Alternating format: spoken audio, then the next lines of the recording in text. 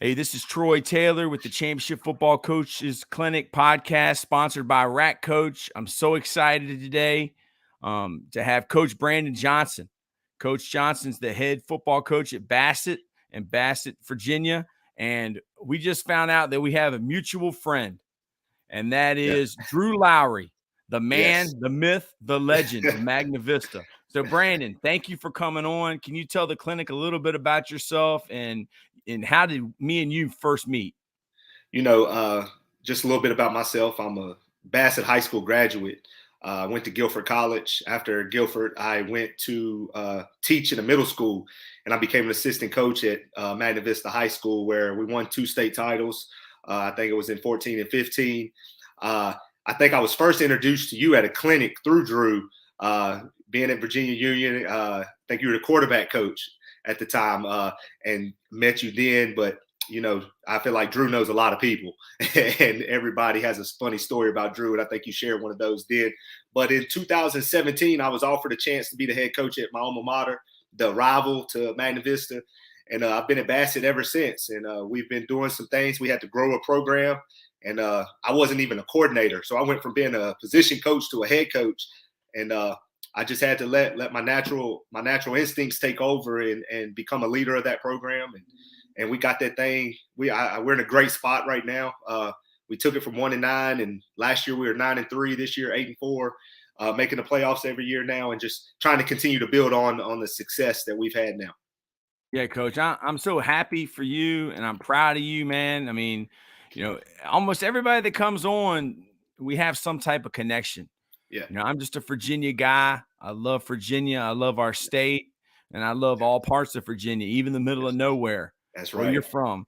But Coach, to have Robert Prunty, hit me up this morning and come on in 10 minutes, and the journey that he took, and to be from where you're from, what does that mean to you to have a coach like Robert Prunty be where you're from and do what he did at Gretna and Hargrave and go on after that? Man, he's a trailblazer. He's from about 40 minutes from where I grew up, and I can take some old country roads and get to exactly to where he's from.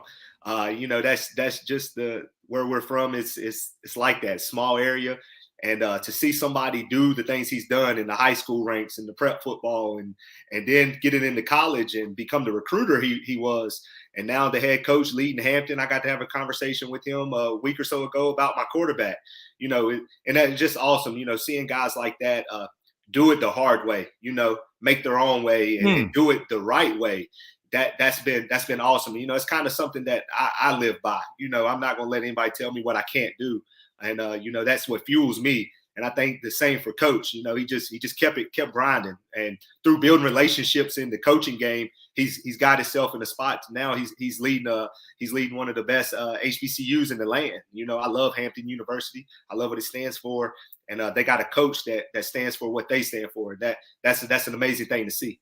Yeah, and I've been talking about it on the podcast. You said you've watched a few, but dude, within the last week, I've been able to speak with Bobby Bentley. That was the head coach at Burns and assistant at Auburn and at Central Florida and South Carolina, and to talk to Jim McNally and Coach Prunty.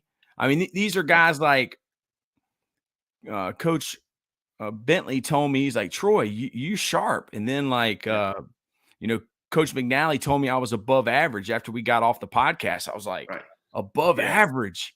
That's like Michael Jordan telling you you're a good basketball player. Yes. And then Coach Prunty told me, he was like, man, he called me after we got off and was like, I've done interviews with ESPN, man. He's like, you're big time. Your podcast is big time. I was like, what? I was like, Coach, I'm no time.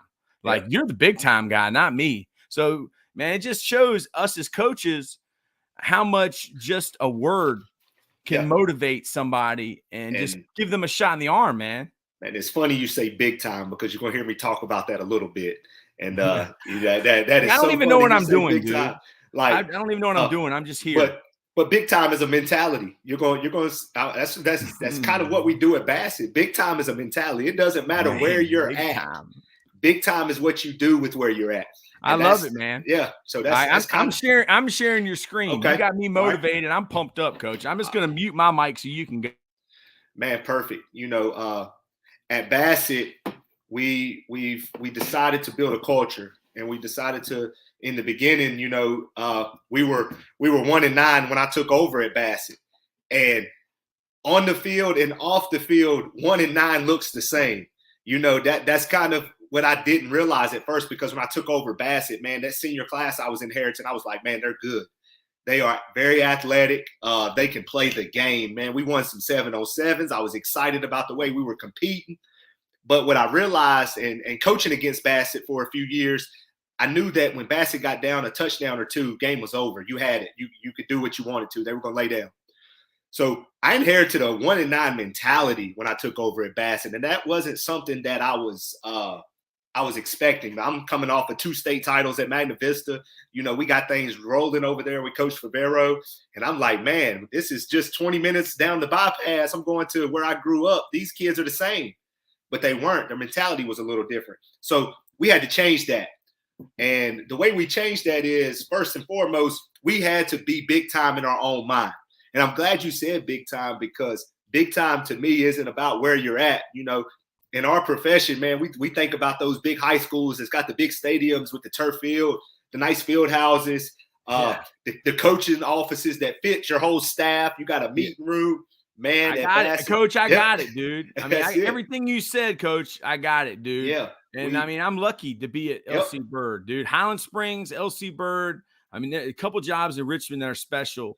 Right. And Verina, and I'm at one of them. So, dude, I totally believe what you're saying, dude. Yeah. But you are big time where you're at. That's it, man. That's it. So we had to take that. Like, my coach's office can fit 3 coaches in it. Well, I got 10 on staff, and there's some big guys. But our weight room can fit 30 kids, and you get beyond 30, man, you're packed, and you're really not getting to utilize everything. Our practice field is full of rocks and it's dirt. Our game field is a Bermuda field it's lumpy. It's got holes in it. We don't have a field house. We get on buses if it's too cold at halftime. If it's raining, we have to get on buses. The team that's visiting doesn't have a locker room. They can come up to the school and change, but they got to go back down to the field. So we had to change our mentality and the way we thought about our things, because as a coaching staff, we couldn't complain about it, because once we complain, now the kids are complaining. If we have a complaining mentality, that bleeds over into the kids, and that becomes your culture. We didn't want that. So everything was big time to us. Our weight room, we were going to change it up a little bit. I was actually teacher of the year before I got the Bassett job. The year I got the Bassett job, I was named teacher of the year in our county. So with that came a room makeover. Well, my new classroom to me was the weight room. So I got to put a little money into the weight room. Didn't get to make it bigger, but I got to make it look nicer. And in the minds of kids, making it look nicer went a long ways. So we ended up creating a big time mentality, and our saying is all in. So we want to be all in to what we do. So with big time came, I had to make some decisions. I had to build a staff, and I've had the same staff for 6 years now. I minus one, and then I added a former player, but I've had the same staff, and my staff, man, little to zero varsity experience. I think 2 coaches I hired had varsity experience, and I had 1 volunteer coach that was on a varsity staff for a while. But I didn't want to start with X's and O's. I wanted to start with relationships. I wanted to start with guys that I could trust, because as a new head coach, man, as a head coach, you are your staff. You're only as good as your staff. And I wanted guys I could trust first. We can learn football. Everybody on my staff pretty much played the game. So we can learn the game of football through clinics and talking and going to see gurus like yourself at clinics. We can learn football, but I wanted guys that I could trust outside of our meeting room. Whatever went on in our meeting room, I knew outside of our meeting room, they had my back. I had their back. We all had each other's back, because when you're building a program from a 1-9 team, you're going to have naysayers. You're going to have those obstacles come up. I wanted guys that weren't going to fold under that pressure, and we've done that. And then the next thing I had to do is I had to get my staff on board with, man, your family comes first. So some of the things we did early on is, man, we incorporate our family with all that we do. We have coaches giving dinners. This year we incorporated our wives into that. My wife is the president of my touchdown club. My kids are at my practices. My coaching staff, they bring their kids to our practices. We're going to make it a family-oriented thing. So when the community sees that they have a football coach and a coaching staff that puts their family first, and their guys in their program are like family as well, then you get buy-in there. So our families are very embedded into what we do. And man, if you're married and a coach, it get hard because you spend a lot of time away from home. You spend a lot of time with kids that aren't yours. You put in and you invest a lot to people that are not your family. But I look at my program as my family, and I do the same for my coaches. So my coaches, they know family comes first. We never put football over family. We embed family with football. And it's important. Like, I asked some of these guys, we've done 80 of these in 30 days, and it's just not me. Wow. It's a couple of my other coaches and friends. But what do you look for in a coach's wife? And in order to be a coach's wife, they have to know that this is like y'all's ministry.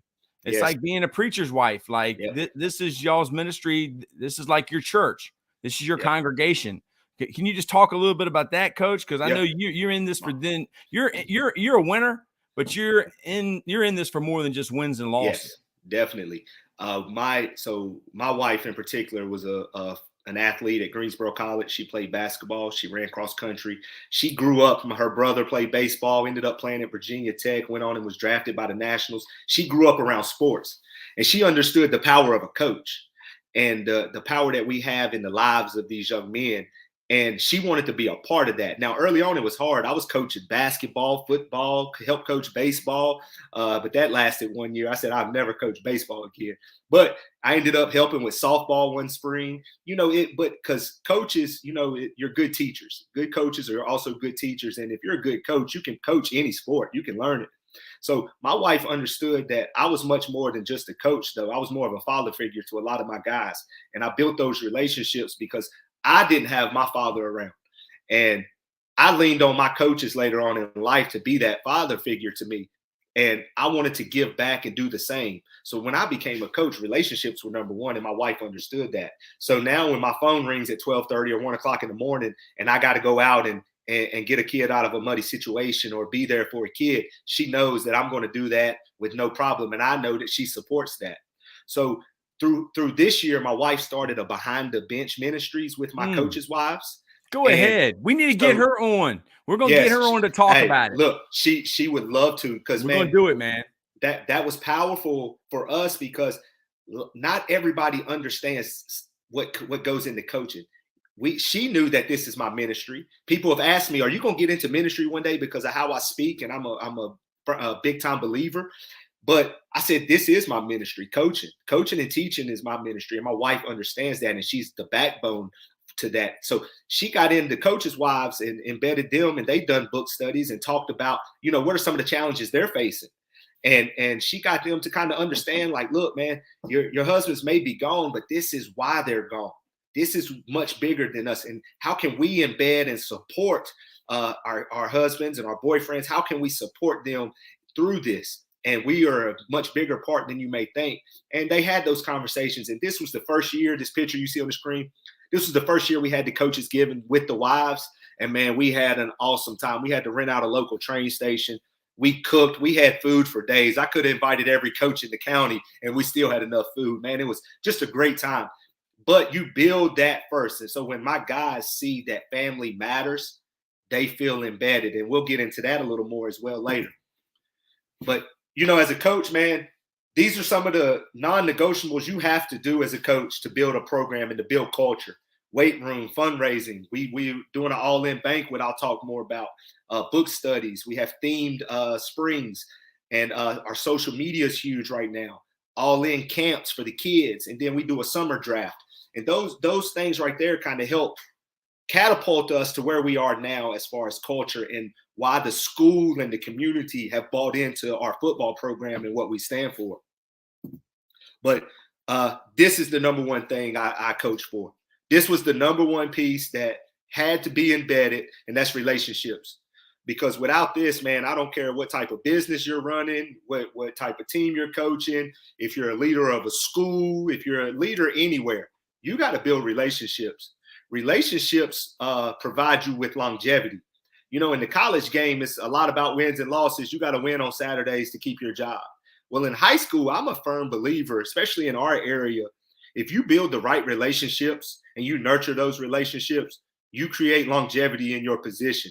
Whether you win or lose, relationships come first, and you can continue to keep your job by doing it the right way.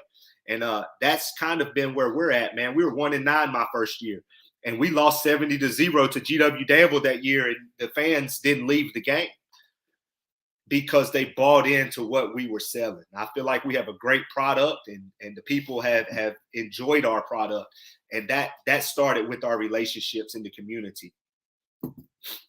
Next, man, some of the things that we had to hit hard because we don't get a lot of money. That was fundraising. We don't get to do I don't get a whole lot of money to spend up front. So I get a little bit every year, and that takes care of our necessities. Well, I want football to be an experience for these young men. I not only want to give them what they need, but I want to give them some of the things that they want, man. High school kids, they want to have fun in this. And so we do fundraisers, and we've gotten very creative with fundraisers. We'll try anything. And if it doesn't work, we'll try something else. But I think we found some things that have worked for us that's going to stick.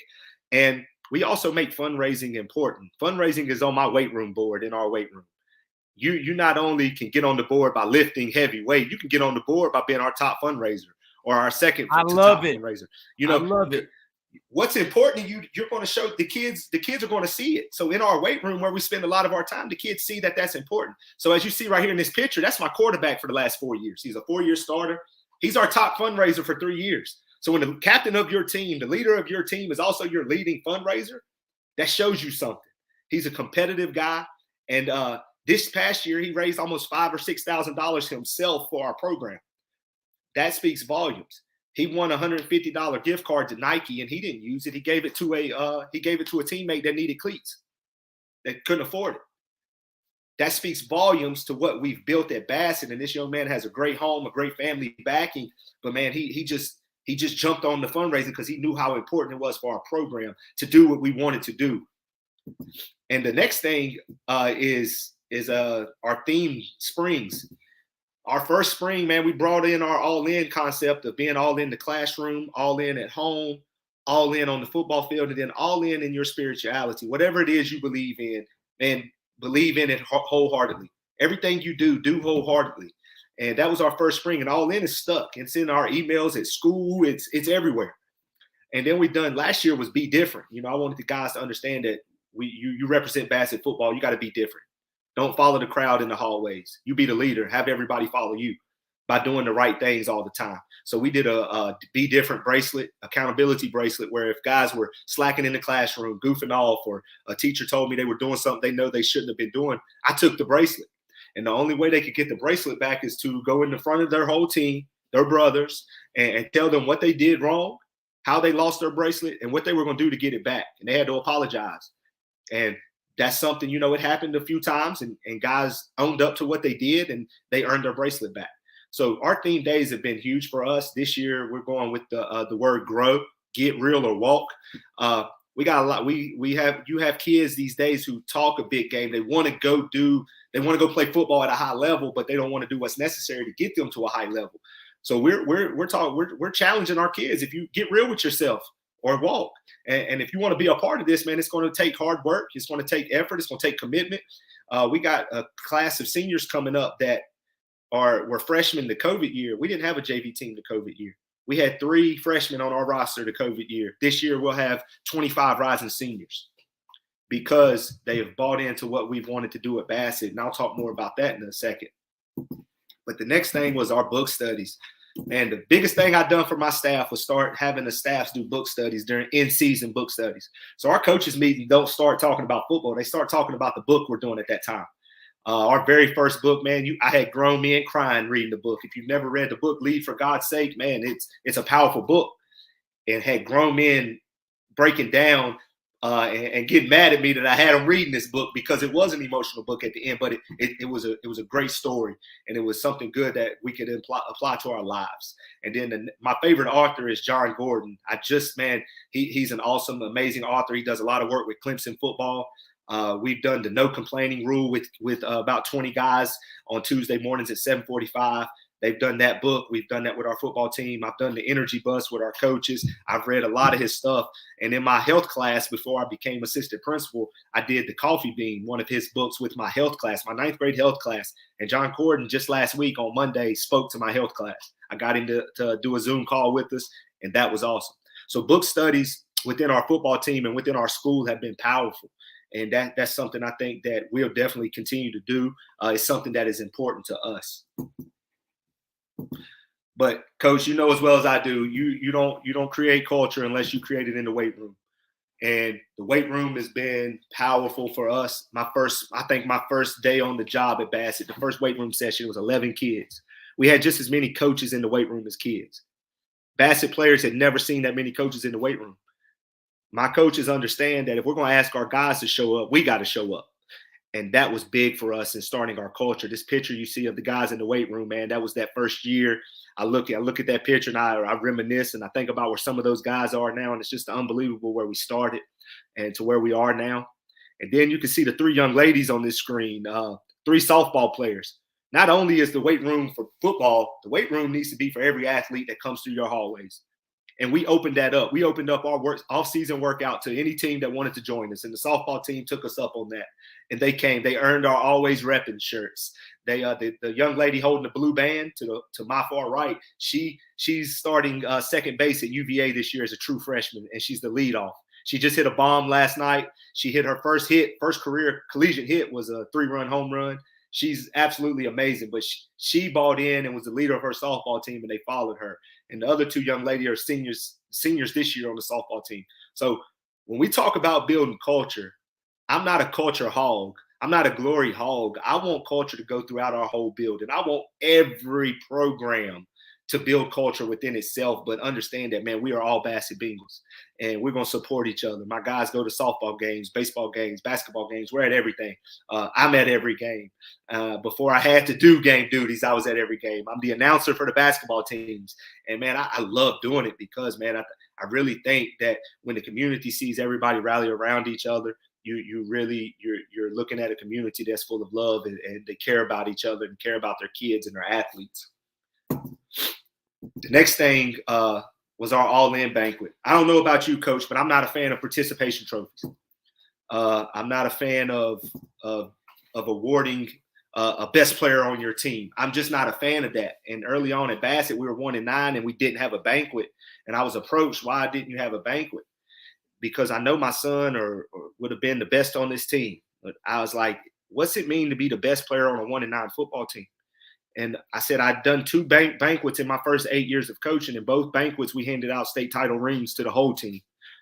So, but I took a step back because I'm big on reflection. If I'm wrong, I'm wrong. And I feel like if I could change that conversation with that parent, I would have. But I would have went at it a little differently.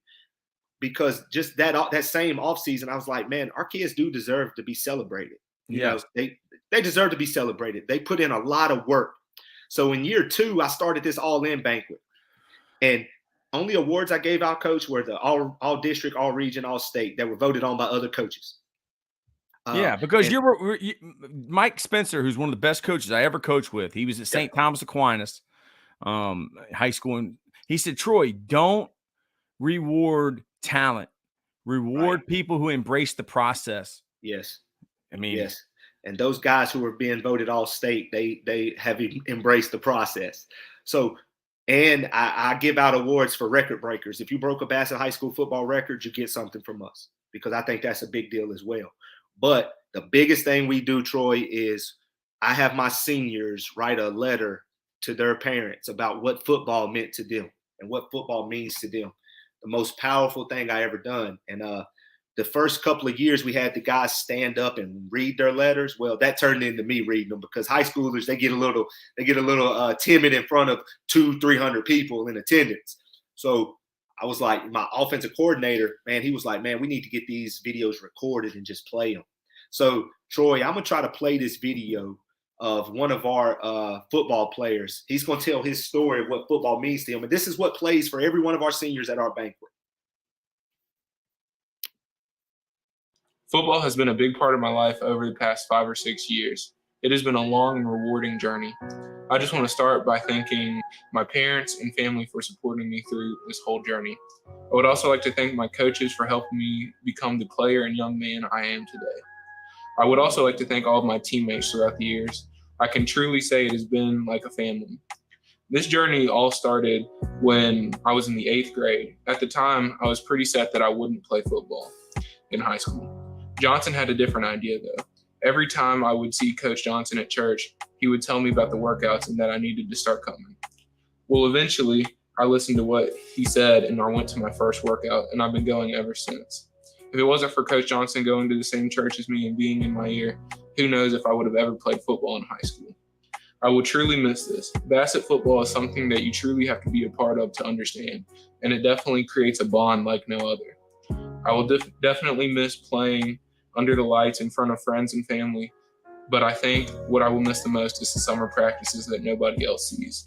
Those workouts are what makes the team as close as it is, and it's the reason we've gotten better as a team over the past couple of years. To all the young guys out there, cherish it while you still have it, because it will fly by in the blink of an eye. Now, Troy, I don't know about you, but if I'm a parent of a freshman and I watch a young man read that, I want my kid to be a part of this for as long as they possibly can. So that's why we started doing these letters, because I wanted parents to see that to block out all the negative noise about football, all the crap about concussions and it's dangerous, this and that. Yes, it's a dangerous game by nature, but football does so much more for the young man than just what you see on a Friday night. He didn't really speak about Friday nights. He spoke about summer practices. He spoke about the time with his players and the time with coaches and how football helped make him a man. That's what football is about. We see the highlights on ESPN. We see the big signings and this and that, but we don't see what's behind the scenes with football. We don't see coaches treating these young men like their sons. We don't see that. But I wanted to bring that to light through our banquet. And man, we've had so many powerful videos, so many powerful stories of kids who never touched the field, but they played all 4 years. And in a society now where quitting is so easy, our guys, once they get a taste of our product, they stick around. We don't really have many kids start as freshmen with our program and then not end up finishing with us. And it's because, man, what we've built in our culture. If anything, we have more kids jumping on board their senior year, their junior year. Man, I had 3 or 4 baseball players play football for the first time ever this year as their senior year. Like, that's just something that we've built at Bassett. And I think the banquet has done a great job of illustrating and setting the stage for what our program is really about. With the banquet, you know, we really started to really get involved with our social media and the social media presence, because today's social media is ruling the world. So I'm not a firm believer of ignoring what's on top. If it's on top, man, we want to be a part of it. And through social media, we built our program back up after COVID. Man, we had a recruitment video, and I wish I had it in this, but we did a recruitment video after COVID. And I told you I only had 3 freshmen on that team. Man, we got 25 rising seniors. That's the same class as the freshmen that COVID year. And it's because of recruitment video and the things we've done with a local videographer who has taken our program to another level in regards to social media and our presence. And so kids can have their football seasons documented. Man, he followed us every Friday night this year, and he highlighted our wins, our losses. Man, he done hype videos. And I got some examples of some that, you know, just small clips to get the community excited. Man, we filled up Bassett Stadium every Friday night. Even on Thursday night in the rain in the playoffs, first round against Cave Spring, man, we had a full packed house in the rain. And we didn't even have our band that night. We had alumni. We had 4 alumni band members be the drum line that night, and they rocked it. And we do a walk down to our stadium behind our band every Friday night. We don't warm up in our stadium. I don't know if you've ever warmed up as an opposing team, Troy, in an empty stadium. The other team's not there. There's no music playing, but that sucks. That's what we do to our opponent when you come to Bassett. You don't see us warm up. We warm up on our practice field. We march down behind our band, and the community has rallied around that march. But some of these videos that I'm about to play, you'll see, man, you can't help but to get excited. Like, I'm gonna want to jump through this screen after these videos play. It's the reason we got an X on our back. It's the reason everybody wants a piece of Bassett. That's because we made little old Bassett big time. Now, people want to see what all the talk's about. People want to see if we're walking how we're talking. We're going to believe wholeheartedly tonight. And expect at the end of the day you're a champion. I mean, that's sweet. That's 16. What grade's that quarterback in? That he's just graduated. He's going to Virginia Tech to play tight end. Well, Virginia Tech's smart. He's going to Virginia Tech to play tight end. Good job, Virginia Tech. What coach recruited him? It was O-line coach. Man, how did I Rudolph. Rudolph. Yeah, Coach Rudolph. Coach Bowen came up a lot, talked to him. Man, they really had never played him on defense until his senior year. And this year, man, he was first team all-region linebacker as well. They didn't get any film of him at tight end. So, pulling the trigger on him was hard, but he got a PWO. I think he's going to end up going for free. How big is that kid? He's 6'4". He's about 230. And he's an athlete on the basketball court. He's dunking on everybody. He might end up being a D lineman. Hey, look. He's going to be 280. I told him he's got a frame and a half, but he's super Go get athletic. the quarterback. Yes. That's where the money's at. That's where it's at. And that's what I try to tell him. I'm a defensive guy. And I put him on defense this year, man. He started more games on defense than he did at quarterback. He might be a 3 technique. He might be. He might be. He's tough enough, athletic enough. But I'm that was him running the ball. That was him running the ball. Yeah. Yes. Warren Sapp. Yeah. Warren Sapp. Let's go. That's he's it. Bigger than. He's probably gonna be bigger than Warren Sapp if he's 6'4". He could. Man. Yeah, man. I'm ready. This is awesome. Yep. This is awesome. Yep. So, and then we do. Everybody should watch this video. I don't care if you've been coaching 100 years. It's big, man. It's what the kids like nowadays. Yeah, I like it. If you're in Bassett High School and whether you want to play social media or not, is important. It is. And I'll tell you why I found out. Because, first of all, this Commonwealth Football Coaches Clinic, I mean, I think we got like 4,000 followers. People were like, who is – I was running that Twitter. And then like my buddy, they wouldn't let him do his funeral at Meadowbrook. So I got on social media, started running my mouth. People are like, oh, Troy, why are you posting? I was like, I can't believe these people actually like read what I tweet and read what I put on Facebook. Like, what? Yeah, Coach, you're doing a great job, man. Man, Thank you to the coach EC Glass, Coach, for hooking me up with you. Every coach needs to see this. Yeah, we got a videographer that volunteered his time. He didn't ask us. He's for a money. Kid. He's probably. How old is he? He's 22. And let me tell you, he loves it. He knows nothing. Free. He knows nothing about football, and that's what I told coaches yesterday when I spoke at a clinic. I said, "Look, you got a kid in your building right now that wants to be a part of your program that probably could never play, but they just want to be a part. Yes. Find a job for them. Put them in charge of your social media. Put them in charge of doing videos. Kids love this." Coach, you're changing that kid's life, and I didn't do it because the guy got sick. But there's a guy who's a videographer. His name is Marcus Hyde. He's from Manchester High School, and Coach Bland, who was my coach, was his teacher. Marcus Hyde, Coach Bland got him into video in our camps. Right. Dude, Marcus Hyde went on to be the photographer and videographer for Kim Kardashian, Kanye West, Childish Gambino, and Virgil from Louis Vuitton. Our videographer, I went to church with him. He just got a big time internship with Elevation Church in Charlotte, the biggest church in the East Coast, probably. Through doing this stuff, and he also got to be the videographer of the Tennessee Volunteers football team for their game against Florida this year. Wow. He got to go do that game and knows nothing about football, man. And that, and this is just a few more of his ride out work, ride out work, ride out work the wheel, ride out work the wheel, ride out work the wheel, ride out work the wheel, ride out work the wheel, ride out work the wheel. That kicker you got, what grade is he in? He's a rising junior, and he can nail it. He can kick it in the end zone? He can kick, man. He out of 55, I think he put 37 in the end zone this year. He was first team all region. How tall is he? He's 6'2".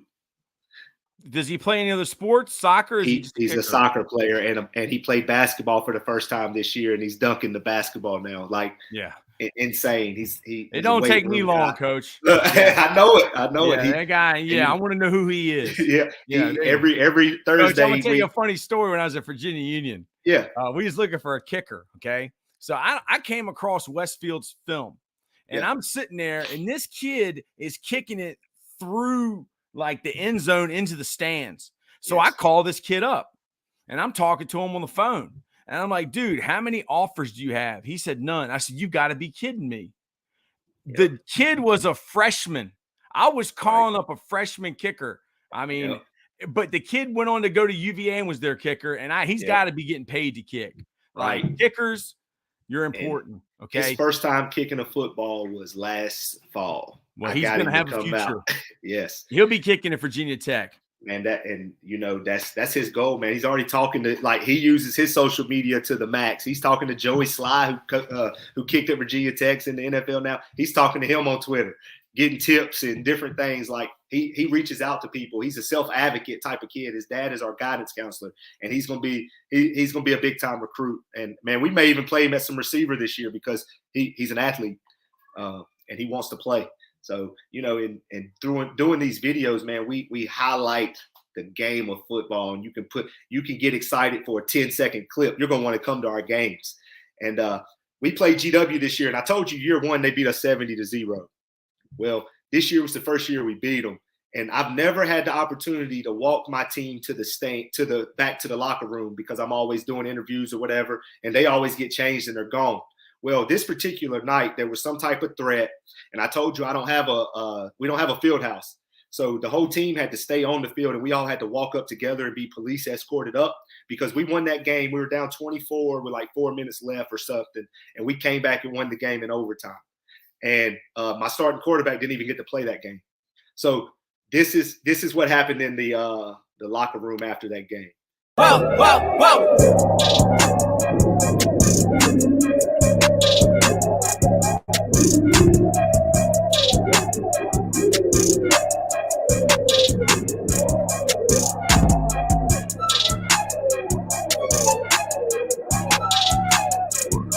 Who is that kid doing the backflip? That was a first-time football player. He's probably 5'5", and he's a senior, and I've had some running backs that were that size that could do 20 backflips like that. Man, my quarterback, he's explosive. Yeah, the big-time quarterback can do that same backflip. Yep, yeah. And he was a basketball kid. He's athletic, man, and we have fun. We try to have fun, and man, getting it caught on camera for social media was huge for us.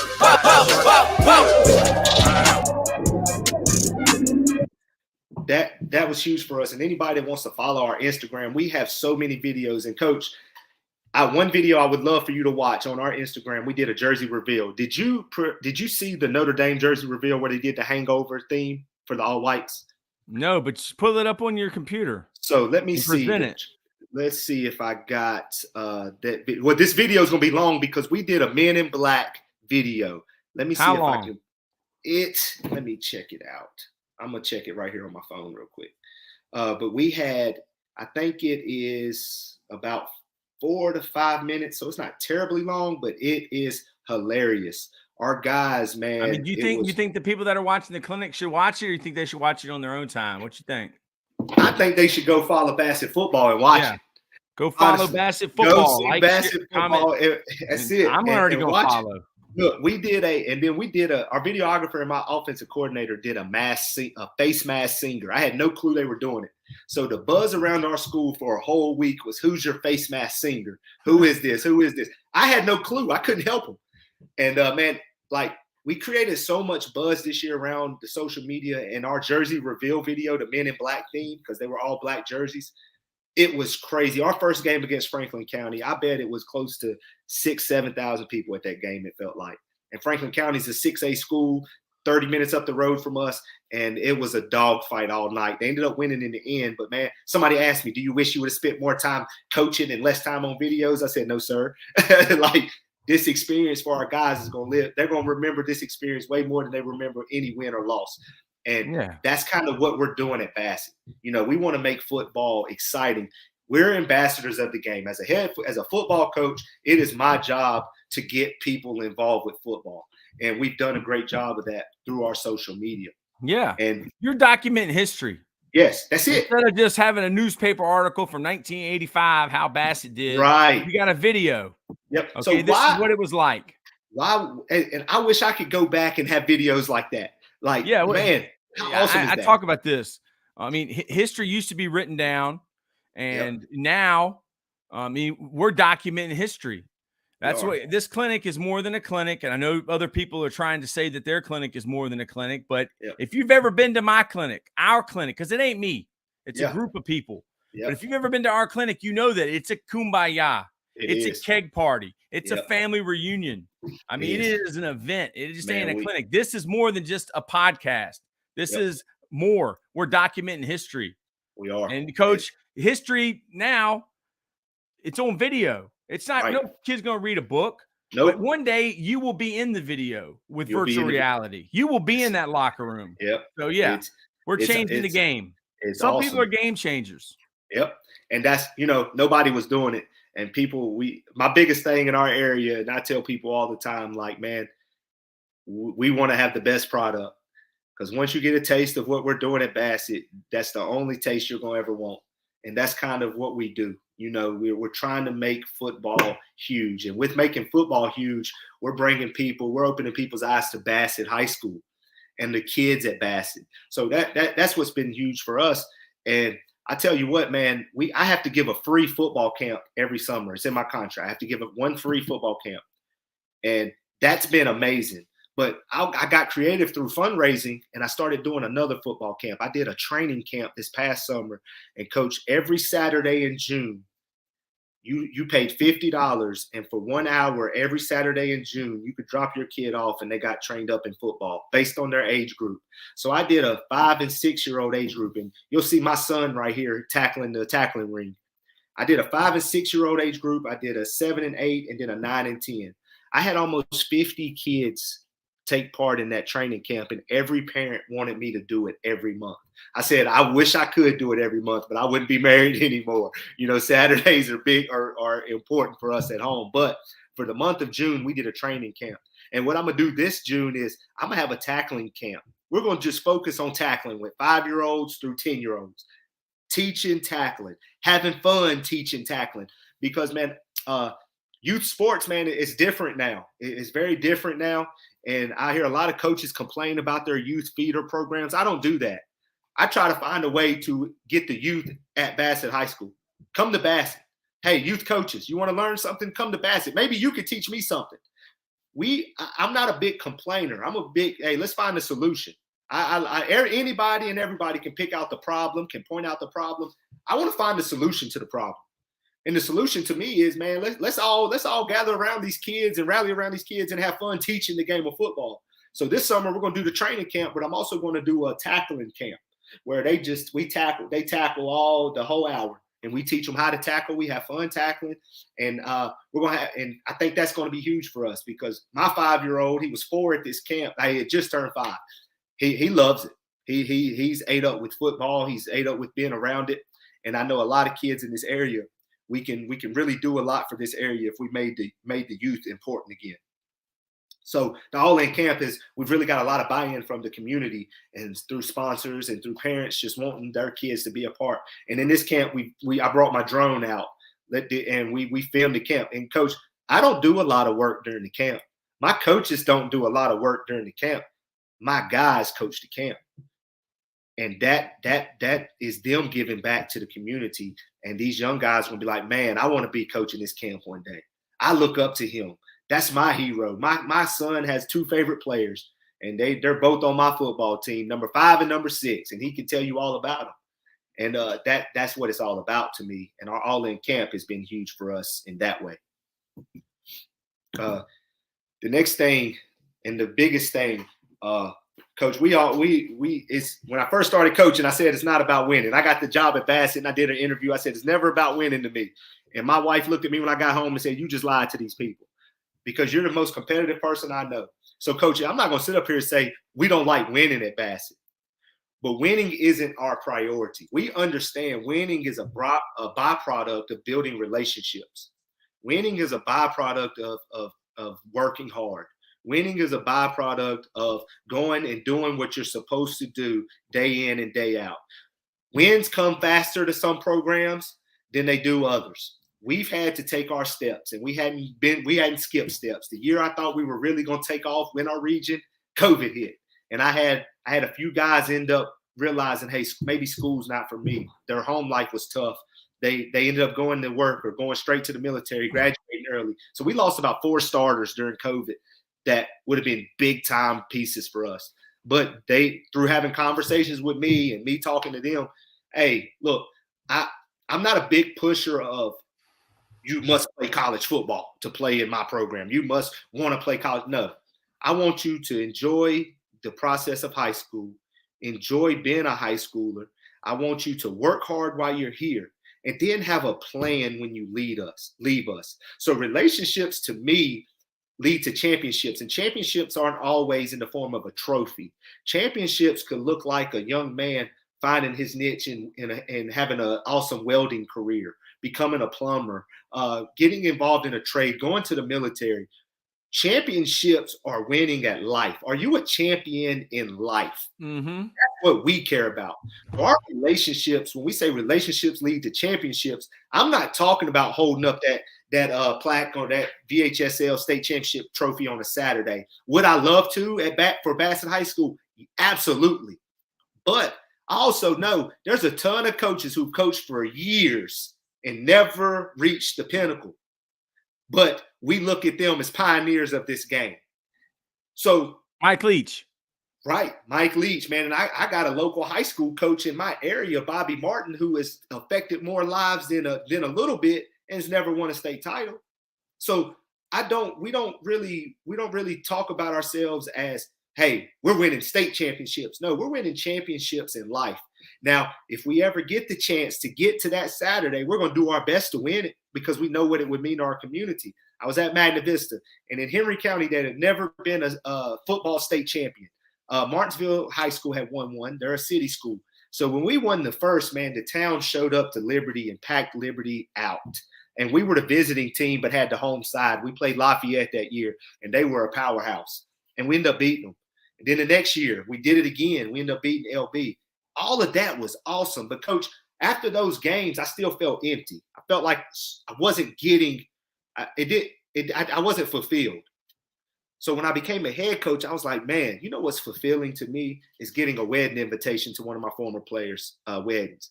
You know, getting an invite to a baby shower. Hey, asked to be a part of a wedding of a former player. A former player calling me when they need help after I've told them, if you ever need anything, call me. So one of my first year at Bassett, 12:30 at night, I got a phone call from a player that it was a domestic dispute going on, and I went and picked him and his sister up from the house and removed them from the situation. Had another player I met, he ended up staying with me for 3 years because my environment was a little better for him. I have a bedroom in my house that my wife said, I tried to talk my wife into having a third kid. She said no, because we got to keep that bedroom empty for whoever may need it. We got our 2 babies. And my whole coaching staff is like that. A kid needs a ride, we go get them. A kid needs a ride home, we take them. A kid needs us to come get them out of a dangerous situation, we're there. Like, it's much more to us than the game of football. And that goes for the starting quarterback to the guy at the end of the bench that'll never play. We treat them all like they are ours. Once you have become a part of our football team, you're a part of us. Like, you're us. And that's something that's been huge for us. And just a few examples of that. We always have a pool party to end the summer. Every summer we end it with our pool party, and our families are invited. We cook out. We have fun. We do a summer draft at my house. Kids come to my house. They enjoy my wife's spaghetti. We eat spaghetti. We chop it up. I was having a birthday cookout, my family and friends. Well, my players showed up. The neighborhood I live in, one of my best players, his girlfriend lives at the end of the street. He'll stop at my house before he goes down there just to shoot ball with my son. Come to the house. Let's play the game. If you can look closely in this picture, that 5-year-old boy you seen hitting the tackling dummy right here, he was about a year old, and he was just embedded in what we were doing. So that's what we do, and that has led us from a 1-9 mentality to a winning mentality. This year, winning was 8-4 for us. But off the field, man, I had nobody flunk off the team when the report cards came out in the first 6 weeks. My first year, I had 56 Fs in the first grading term in my program. This past year, I had 3 Fs. That's winning to me. That's championships. So did we beat Lower Botetourt in the second round of the playoffs? Heck no. They whooped us pretty good. But when I look back at the wins of our season, I look back at a team that went through a lot of adversity. Starting quarterback had a high ankle sprain. I look at a team who fought back and beat a team they had never beat. They beat them in overtime. I look back at the first round of playoffs. We end up having to win in double overtime. And then our guys are winning in the classroom. The teachers are coming to me, not with bad news anymore, but telling me about what my guys are doing. They're cleaning up trash off tables when people leave trash on tables in the cafeteria. They're picking it up in the hallways. They're stepping in front of disputes in the hallway. Like, that's, to me, is a championship. And yesterday at the clinic I spoke at yesterday, I got to speak at the same clinic as a kid who was in my very first position room at Magna Vista, Jalen Hairston. He is the defensive coordinator now at Charleston University in West Virginia. That kid, Will Belangia, you seen on the screen earlier tell his story, has a chance to start at Charleston this year. When he was in 8th grade, I never thought he couldn't bench the bar, but he turned himself into a great young man, and now he's playing Division II football. Those are championships to me. I get to see guys that I've coached and lives that I've affected, and they come back and they give back to our community. Those are the championships. And as long as I'm at Bassett, man, that's what it's going to be about. And this is the main thing for me. Let's get you across that stage, and let's have a plan as you walk into life. This year, I'm going to have 13 seniors graduate, Troy, and only one of them is committed to playing football in college. Does that mean I'm a failure as a coach? Heck no, because the other 12 have a plan. They're either going to get a trade. One of them has even started his own business now. The others, we got a community college that's a JUCO in our town. It's 2 minutes from my house. They offer what we call the SEED program. You can get your associate's degree for free. How can I tell a kid to go to a 4-year college, pile up a bunch of loan debt when they can get 2 years paid for here? And then if they graduate from here, they can go to any college in the state of Virginia they want to. Because not everybody wants to be a football player after high school. And not many people are going to be able to be. No, they're not. They're going to go. It's called not for long. Right. That's what it is. So I don't preach football. I preach what's your plan in life. And if football's a part of that plan, by all means, I'm going to do everything I can to get you somewhere that fits you. Mm-hmm. But if that's not your goal, we work on reaching out to community partners to find them, place them in jobs. So we're doing that stuff. Like, we have local places that will hire a Bassett football player because they know what we stand for. And that, to me, is winning in life. That's what we've done at Bassett. That's how we've connected to our community. That's how our parents trust in us. Troy, I have had probably maybe 2 run-ins with parents. And as a head coach, that's not a lot for 6 years. And it's because we embed our families into what we do. Yeah, well, they trust me. You're on the same page. Yes. You know, usually when I talk to a parent, I tell the kid, I say, look, me and your mom and dad, we're on the same page. Like, we want you to make good grades. We want you to stay out of trouble. We want you to do what you're supposed to do. You're the one that's not on the same page. The player is not on the same page because we want what's best for you. And we only have 3, like, our whole thing, it took me 44 years to come up with this. First thing we want to do is we want to change lives. And we're doing this with the podcast. We're changing lives. All right. 2, we're helping get people to the next level. Whatever that means. If it means college football, if it means, dude, the reserves. If I'm any player I ever have that's going to go to school and it ain't going to be full ride paid for, dude, go in the reserves. You don't even have to go to basic training. You're going to go eventually, but they'll pay. It's free. It's free. And then 3rd, build champions for life. Yeah. That's it. Change lives, help get people to the next level, and then build champions for life. Dude, you had the best presentation that I've sat in. Man, I appreciate 80, that. Man. I sat in 80. Yeah, I appreciate that. You have the passion. You have the love. You have more people watching you than pro guys had, D1 guys had. Well, and that's what's important. And the thing that I would tell people is when you put relationships first, It's not easy because there are times human beings will let you down. Mm-hmm. So I've had to finally understand that I can't save every one of them, but I'll be dang if I'm not going to go down trying. And that's just me. I'm super, and being a principal now, I'm getting to deal with students maybe before I didn't see. And that's been awesome for us. That's been awesome for me. Is like, man, what we're doing at Bassett football, you could take it and do it just as a leader of a Fortune 500. Yes, you coach the school. You coach getting off the bus. Yep. You coach going around, walking in the hallway. You coach the lunchroom. That's what I did. I coached the school. Yep. Now here's the thing. I'm gonna tell you. This is from a guy who's a superintendent. And if you want to continue with this educational leadership, you probably will end up being a superintendent. Right. Okay. In a school, you're the assistant principal. You are the coach. Some people don't know who the players are. The teachers are your players. Yep. The teachers, because you got to get the teachers to buy into your vision. Yep. And I used to think, well, the teachers are my coaches. No, they're not. Yeah. And no, the teachers are your players. When you speak about vision, man, my vision when I first got to Bassett was, let's build young men. Let's become a program that is competitive. Well, Troy, after this past season, I looked at my wife and I was like, man, I don't feel like we're not growing. And that's why grow is our word. My wife looked at me and said, well, have you changed your vision? Yeah. We want to be on a higher level now. We just don't want to compete. She said, well, change your vision and lay that vision out again. And that's what we're doing with grow. And man, you talk, having a vision is so powerful when you're a leader. If you don't have a vision, you're blindly leading people. You don't have a destination. The people you're leading don't know where you're going. So, man, we try to make sure that our players and the staff, we're all aligned on the same path through the vision that we lay out. And man, that's what's worked for us. And I've turned down different opportunities because, man, what we're doing at Bassett, I feel like is huge. It's huge, and it's molding much more than just my kids, but it's helped mold me. And that's what I think. That's what I love the most about coaching. You learn so much from your players too, and it's been a great ride.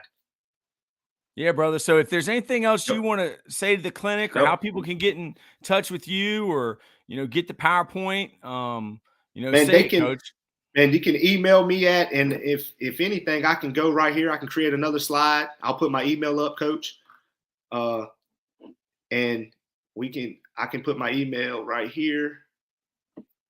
You can email me at bjohnson@henry.k12.va.us. And I know you can't see that great, but I'm going to change this up a little bit on the fly. See, as teachers, we got to be able to adjust. That's at Coach Drew Lowry. He became the technology coordinator. That's it. Got to adjust. And there's my email. If anybody, I will share this with anybody. I would talk with anybody. You can reach out to me on Twitter. My Twitter is at Coach J 1206. You can reach out to me on Twitter or go follow our Instagram. It's in the presentation, man. We do some great things at Bassett. And I know there are great things being done all across the state of Virginia, all across the country with football. And I would love to connect with more coaches and just hear about the good stuff that's going on in other small communities. And, Coach, thank you for inviting me on after Jermaine plugged me, man. That's huge of you to do that, not even really knowing me. And good people are hard to find, man. And, man. But I appreciate you. I really do. And I just want to thank you so much. Thank you, brother. Well, God bless you. I want you to come back and do another presentation whenever you want, okay? Anytime. Yeah, brother. Thank you, man. Yep. Hey, thank you.